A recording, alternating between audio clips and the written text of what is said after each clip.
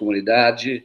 Tudo certo, estamos aguardando aqui, vai entrar daqui a pouco o desembargador o Alfredo Atier.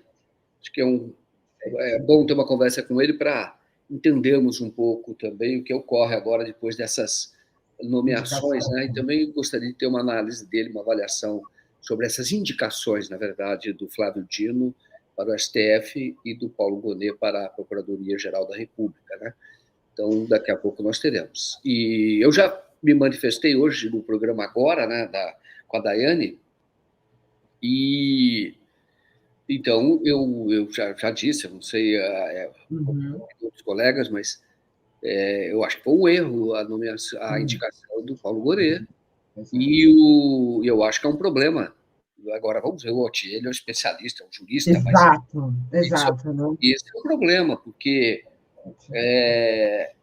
ele vai ser, veja bem, o Paulo Gonet, isso é importante vocês saberem, isso é uma opinião, eu posso falar agora antes do Atier chegar, depois a opinião é dele, mas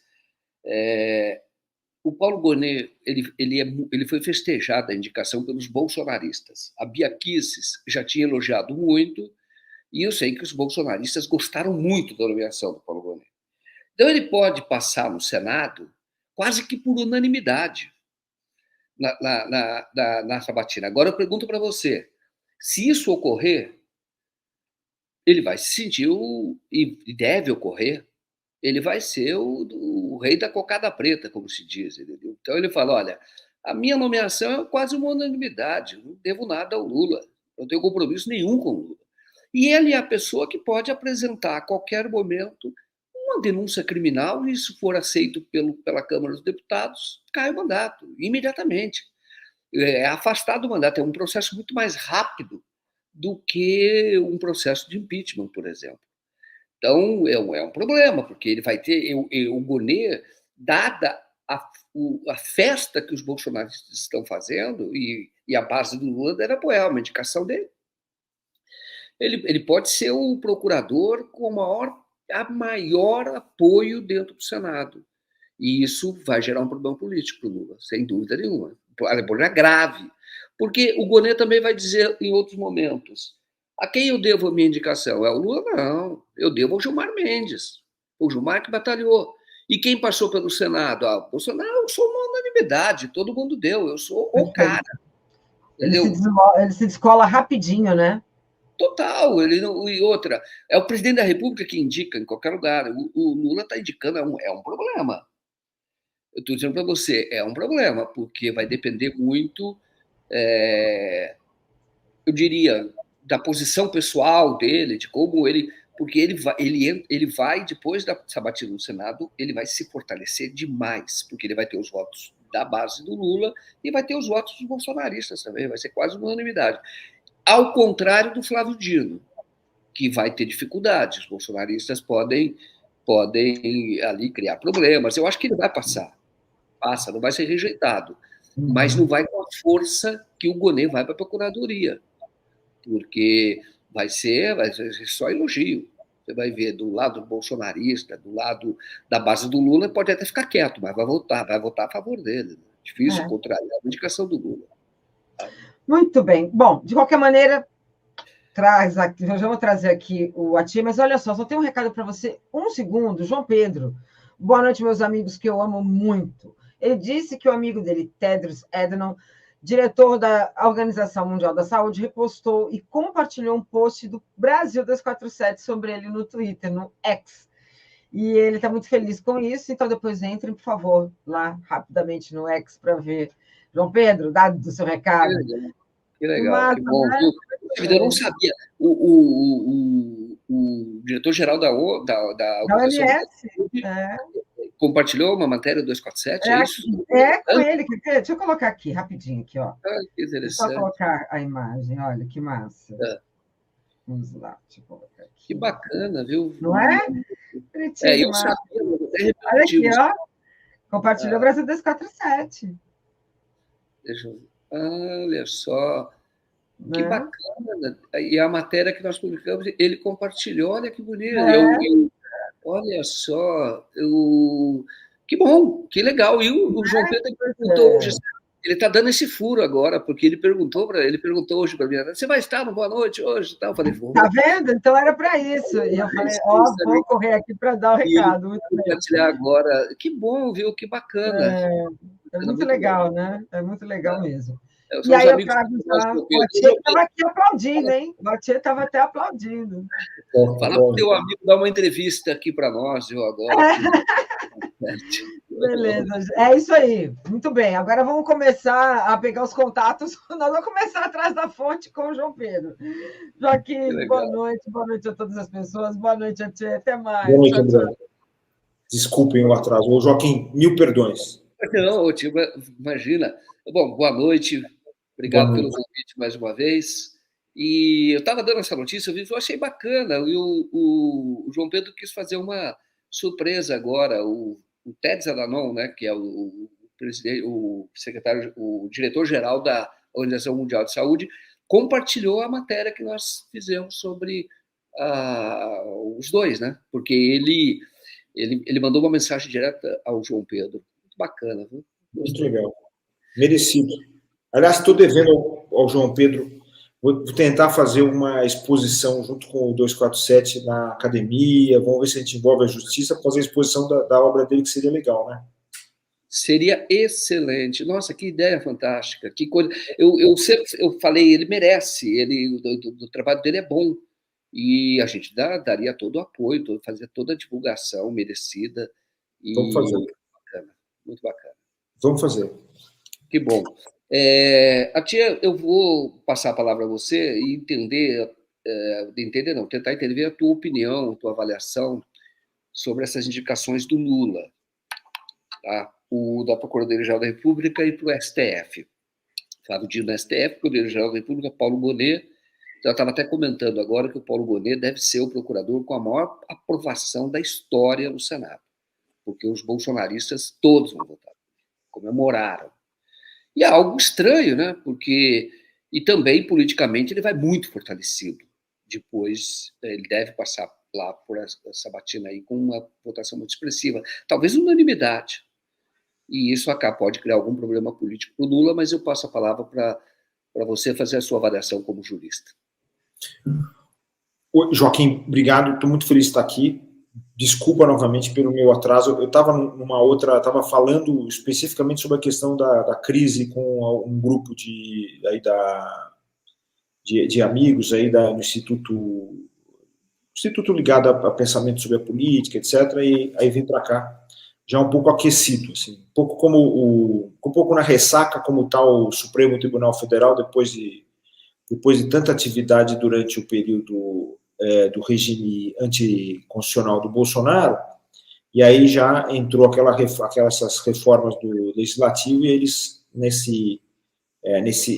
com o corpo aquecido de tanta atividade, tanto ativismo, eles já responderam assim, de bate-pronto, de uma forma assim, bastante agressiva, né? Inclusive foram muito agressivos e de forma injusta, né, com o Jacques Wagner, né, que é uma pessoa extraordinária, né, a gente tem todo o respeito pelo trabalho que ele faz, governador da Bahia, hoje senador, a atividade dele, a gente tem todo o respeito e não entendo que o voto dele tenha sido um erro, como o pessoal cobrou, né. Bom, mas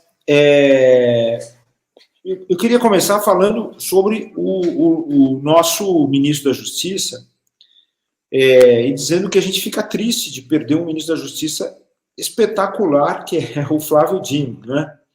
E a nomeação dele, o Joaquim, é um golaço do Lula, para variar.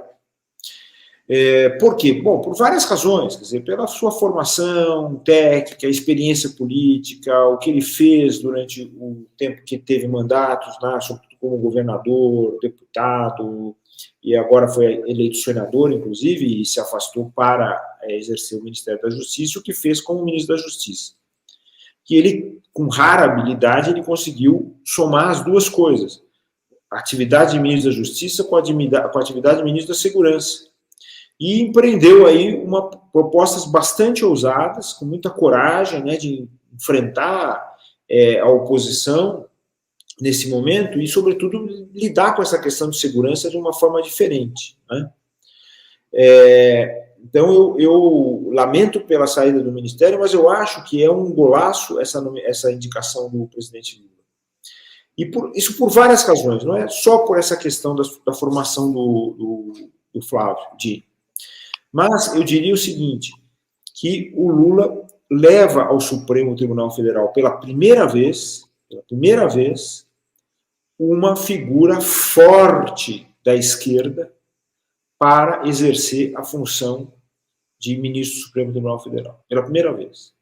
E eu diria até, o Joaquim, que o Flávio Dino, nesse aspecto, né, eu posso, claro, estar enganado, e até digamos, quase que me refletindo assim, na figura do Flávio Dino, né, que às vezes você faz essa representação, assim, né?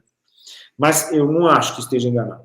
Ele vai ser melhor do que o Lewandowski, do Henrique Lewandowski no Supremo Tribunal Federal, por várias razões, mas uma das razões é uma questão de geração. Você se lembra que a gente já conversou aqui, e está lá naquele artigo que você gentilmente publicou, né, da justiça esgotada. E no anterior, que eu falava sobre o problema brasileiro do judiciário, que não é só o judiciário que nunca mudou na história brasileira, mas é também a formação jurídica que nunca mudou. E após os períodos ditatoriais, após esse último período ditatorial de 64 a 85, 86, nós não tivemos uma mudança na formação jurídica e também não tivemos o afastamento dos juristas que se empenharam no processo da ditadura civil-militar no Brasil. E que acabaram formando gerações depois deles, seus discípulos. Né? Eu vou dar um exemplo que pode ser espantoso, mas veja, o ministro Gilmar Mendes foi discípulo do Moreira Alves. É discípulo do Moreira Alves. Moreira Alves que foi procurador-geral da República de Médici, e por causa dos seus méritos como procurador-geral da República de Médici, quer dizer, o pior período da ditadura militar brasileira, ele é levado ao Supremo Tribunal Federal logo no início do governo Geisel. O ministro Alexandre de Moraes é também um produto da formação altamente conservadora da Faculdade de Direito da Universidade de São Paulo. Dessa faculdade. Ele é esse produto. Os textos que ele escreveu e assim por diante são todos decorrentes dessa formação que nunca se desvinculou do processo ditatorial e do pensamento conservador e do pensamento autoritário e do pensamento que sempre considerou possível uma ruptura democrática no Brasil. Né? E outros tantos, essa geração, que é de geração de todos que estão no Supremo Tribunal Federal, à exceção dos mais jovens, que são o Zanin e o Toffoli. Né? Mas o Lewandowski, apesar de ser uma figura muito importante, ele foi discípulo do professor Dalmo da Bedalari, que foi uma resistência na ditadura e assim por diante, mas ele se formou nesse clima conservador. Então, e portanto ele não conseguiu exercer uma jurisdição mais ousada no interior do Supremo Tribunal Federal e sequer uma grande liderança no interior do Supremo Tribunal Federal. Né? E coisa que hoje está sendo exercida por duas figuras conservadoras, sobretudo três, que são o ministro Barroso, o ministro Alexandre de Moraes e o ministro Gilmar Mendes. Portanto, o Flávio Dino chega ao Supremo Tribunal Federal, vai chegar, espero. Você falou sobre as dificuldades, claro, da sabatina, que existirão, evidentemente, né? Mas ele chega com uma força política, jurídica, extremamente importante, com uma liderança nova, uma liderança com uma nova índole, uma liderança que está ligada mais, efetivamente, a ideias progressistas do direito, não é? E não é mais ou menos, é realmente alguém que tem, inclusive, uma formação ideológica, assim, mais à esquerda, efetivamente, não é? E, sobretudo, com essa capacidade de liderar, de enfrentar e assim por diante. Quer dizer, ele não vai somar ali, ele vai, na verdade, servir como um imã para um outro lado, e eu acho que esse é o outro lado que a gente espera, efetivamente, da justiça. Né? Quisera eu participar lá do Supremo, junto com o Flávio Dino, para a gente levar à frente isso daí. Tá bom? Isso é só um sonho. Falta a minha qualidade Você é um da juiz. indicação do presidente Lula, claro, né? Não, mas Mas não é algo absolutamente possível. Você tem formação para ser, tem carreira para ser, tem idade para ser. Ainda, nossa, então eu acho que tem uma estrada pela frente. Mas isso é algo que sabemos que tem uma construção diferente. Diferente. Mas, ó, eu falo isso mais ou menos como assim, eu queria até uma animação. Eu acho que é um golaço mesmo, uma grande indicação, e eu acho que isso vai ser bem importante. Ele não vai ser, o Joaquim, um líder do governo no Supremo Tribunal Federal, como foi o Jobim em relação ao Fernando Henrique. Ele vai ser um líder da esquerda, porque o Flávio Dino tem independência, tem uma vida própria política. Ele não vai ser um líder do governo, não, nada disso. Ele vai ser um líder da esquerda. Então, ele vai puxar, eu tenho certeza, a jurisprudência para um lado muito legal e a atuação do Supremo Tribunal Federal para um lado bastante esperado e que é um lado da Constituição, que está na Constituição, né? Esse projeto da Constituição. Interessante. Bom, fala. Não, eu achei interessante que você está colocando, e ele tem uma construção, ele foi presidente da AJUF, né, Associação dos Juízes Federais, em outro momento, tem uma experiência muito, né? E sempre ele foi muito coerente, né? Isso é verdadeiro, ele tem posições muito firmes. E interessante mesmo o que você está falando.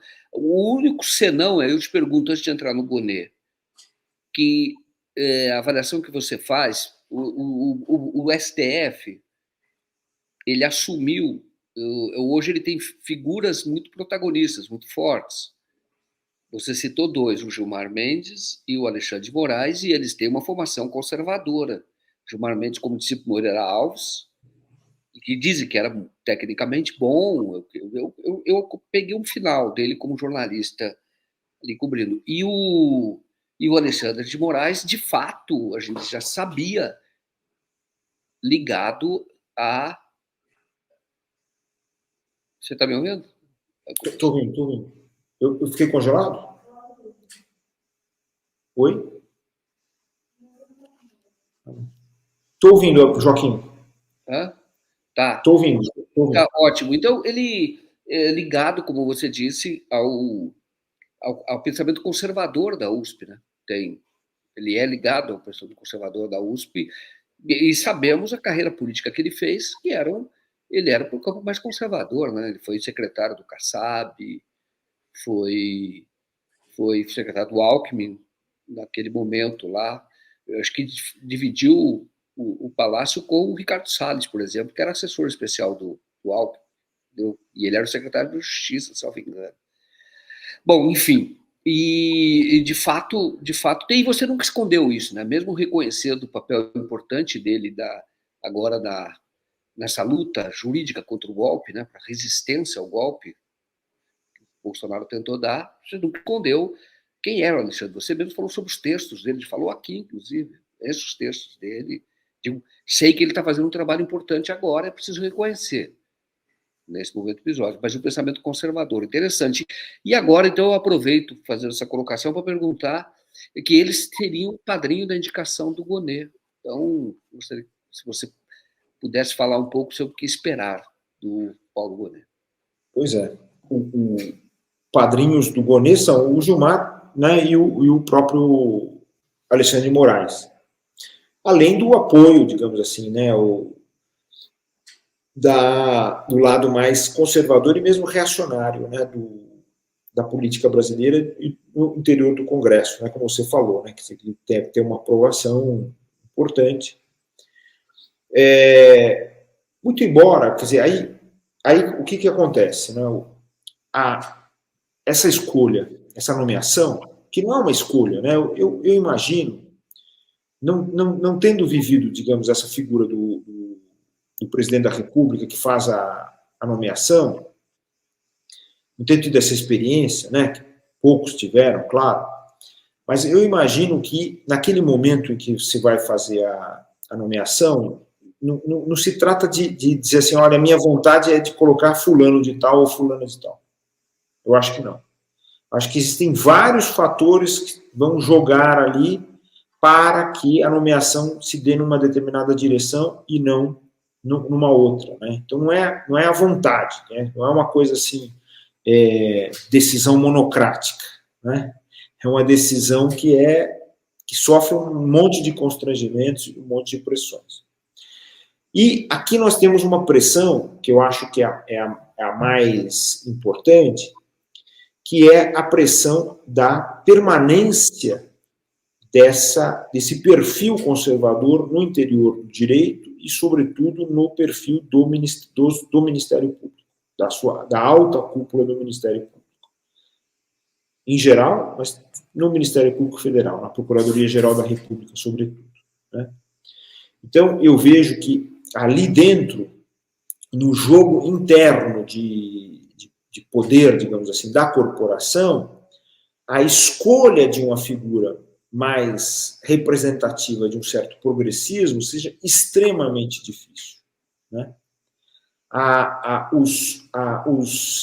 As personagens de um Ministério Público mais democrático, Joaquim, sempre foram absoluta minoria no interior de todos os órgãos do Ministério Público, dos estados e no órgão federal. Sempre foram minoria e ainda são, e talvez hoje sejam até mais uma minoria, ainda mais minoria, né, do que em determinadas épocas, quando havia uma ousadia maior de algumas figuras que criaram o movimento IP democrático, assim por diante, que hoje está muito, muito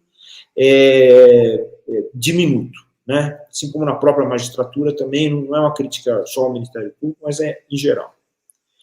Então, ali, como a Constituição diz que o presidente tem que nomear um dos membros do Ministério Público, uma das figuras do Ministério Público, então o espaço que se tem é muito pequeno. E o espaço que se tem de nomear uma figura progressista, de fato, é menor ainda, e tem um problema sério, que é o seguinte: você precisa fazer essa nomeação de tal forma que você tenha, nessa figura que vai exercer o trabalho de Procurador-Geral da República, uma certa aceitação do Ministério Público em geral, porque ele vai sempre ter que trabalhar em conjunto, né? O caso do procurador anterior, que foi o Aras, é um caso excepcional, né, de alguém que não tinha no interior do Ministério Público um apoio grande. Ele formou uma equipe que era uma equipe assim muito distanciada daquilo que o Ministério Público queria. Mas isso não significa que a sua atuação seja muito diferente do que a que resultaria do perfil bastante conservador do Ministério Público. Tanto assim é que você tem, Joaquim, já há muito tempo, uma espécie de caminho de invisibilidade do Ministério Público. O Ministério Público, quando surge a Constituição, ele tem aquele perfil que foi tão valorizado, inclusive, pela própria esquerda, que está presente na Constituição brasileira, ele era um órgão extremamente ativo, que procurava fazer as ações civis públicas, atuava com bastante vontade de fazer implementar a Constituição, meio ambiente, consumidor, etc, etc, etc. E isso, de uns anos para cá, já desapareceu. Já desapareceu absolutamente. Essa adesão importantíssima à Constituição já desapareceu. E isso é alguma coisa que está acontecendo em todo o Ministério Público em geral, né? Mais grave lá na Procuradoria-Geral da República e na sua própria estrutura, que é uma estrutura quase que monárquica, em que o Procurador-Geral ele tem um poder absoluto de dizer sim ou não para determinadas questões que são essenciais para a vida da Constituição, né? Então, tudo aquilo que aconteceu na gestão de Aras, as omissões, quer dizer, por omissão e por ação, né? Porque não foi só se omitir em controlar um governo que cometia crimes contra a Constituição diariamente. Não foi só se omitir em levar à frente representações que foram feitas lá no Ministério Público para levar à frente essas ações, né? Mas também foi apoiar, na verdade, né? Não apenas pela omissão, mas pela ação, né? Houve pareceres que eram, na verdade, grandes apoios a esse projeto. Né? E esse projeto está vivo ainda. O projeto do bolsonarismo, ele está vivo. Bolsonaro foi posto como inelegível, mas ele não desapareceu da vida política, e isso por também omissão do Ministério Público. Porque ao ser declarado inelegível, como a gente conversou na semana passada, eu acho, faz uns 10 dias, ao ser afastado pela inelegibilidade, ele não pode mais participar da vida política brasileira. É um ostracismo. E ele continua participando como se nada tivesse ocorrido. E mais grave do que isso, o Joaquim, que tem um outro aspecto também é importante nessa questão jurídica. O Ministério Público tem uma aversão à decisão do Supremo Tribunal Federal de que a Polícia Federal pode realizar a delação premiada. Né? E Mauro Cid fez a delação premiada sob a égide da Polícia Federal e não do Ministério Público. Qual foi o resultado disso? Você não vê um andamento efetivo daquilo que foram as denúncias que o Mauro Cid fez na sua delação premiada.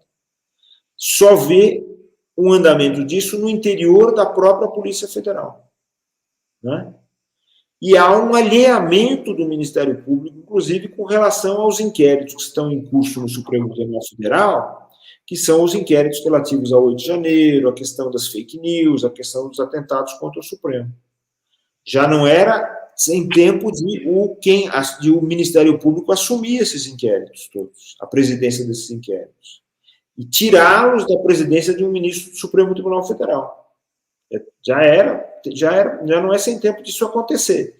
Mas isso não acontece agora. Será que se poderá passar essa atribuição para o próximo Procurador-Geral da República, que vai ser o Rouanet? Será que se pode fazer isso? Porque esse é o desejável. A gente não quer mais, e você vê essa reação do Congresso com relação ao Supremo. Limitando poderes, né? Uhum. Essa reação é uma reação que tem muito a ver com a falta de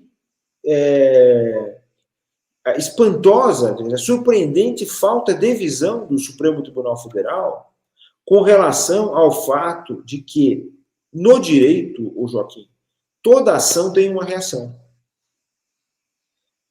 Qualquer pessoa que é experimentada no direito, na arte de julgar ou nas atividades múltiplas do direito, aí advocacia, Ministério Público, Defensoria, etc., procuradorias, etc., sabe muito bem que no direito você afirma uma coisa e, ao terminar a sua afirmação, você pode esperar uma afirmação no sentido contrário imediatamente.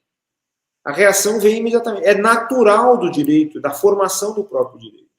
Então, a gente fica surpreso de o Supremo aparecer com todo esse seu ativismo, para o bem e para o mal, porque tem um lado péssimo do ativismo, que não foi esse durante a pandemia. Esse lado foi bom, claro. Evitou mais mortes do que aquelas que aconteceram por omissão e ação do governo e por ação e omissão do Ministério Público. Né? Mas seria espantoso que eles não tenham previsto que viria uma reação forte como essa que está acontecendo. Né? E espantoso também que eles estivessem alheios a uma realidade que é totalmente evidente. Né? E ela é evidente porque a Constituição brasileira, ô Joaquim, já tinha uma índole de transformar o Poder Judiciário. E isso tudo ficou na invisibilidade, foi abafado pelos agentes pelo mainstream do direito, né? Pelos grandes escritórios, pelos os juízes dos tribunais superiores, os membros do Ministério, das cúpulas dos ministérios públicos, assim por diante. Mas a Constituição tinha essa índole, uma hora isso ia eclodir. E agora isso está eclodindo pelas mãos da direita. Mas será que não é ingenuidade a gente achar que é só a mão da direita que está aí? Ou que isso é um processo longo que está eclodindo agora por causa dessa circunstância que nós estamos vivendo? Né? Interessante. Bom, fala. Não, eu achei interessante o que você está colocando. Primeiro que eu queria saber a tua posição.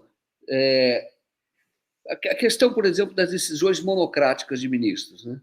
Você acaba tendo 11 ministros, 11 supremos.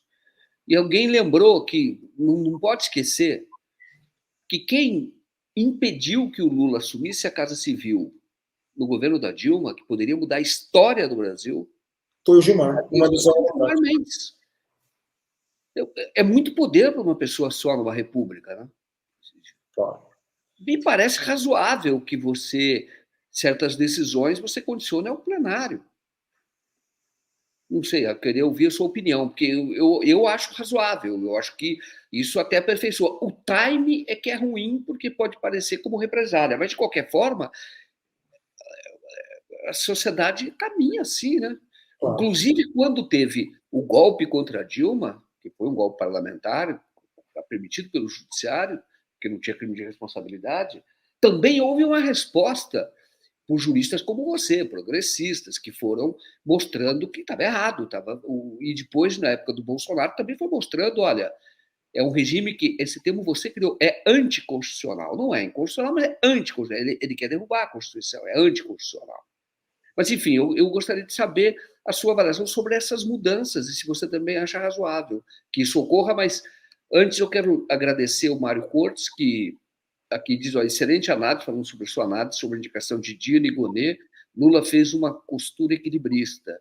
E a Cíntia Chaim, 13, diz aqui, a Thier tem um medo do Dino decepcionar.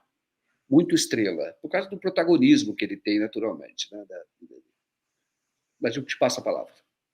Olha, Joaquim, essa é a PEC 8, que foi aprovada pelo Senado por ampla maioria, né? É bom lembrar isso aí.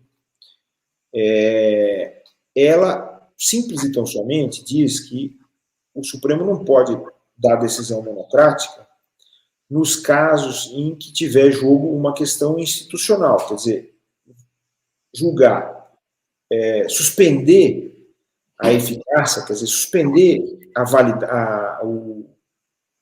a execução de uma decisão legislativa, portanto, do Poder Legislativo, junto com o Poder Executivo, e de atos chamados normativos, quer dizer, atos de administração, né, do Executivo, do Congresso, ou das Assembleias Estaduais, dos Executivos Estaduais, assim por diante. Nesses casos, especificamente, quer dizer, que está em jogo a constitucionalidade, e se suspende uma lei, né, nesses casos, especificamente, não pode haver decisão monocrática. Ou a própria PEC prevê isso. Se houver necessidade de uma decisão monocrática, tem um prazo para o plenário falar sobre aquilo, sob pena de ela ser invalidada. Então, não afasta a possibilidade de uma decisão monocrática no caso de urgência.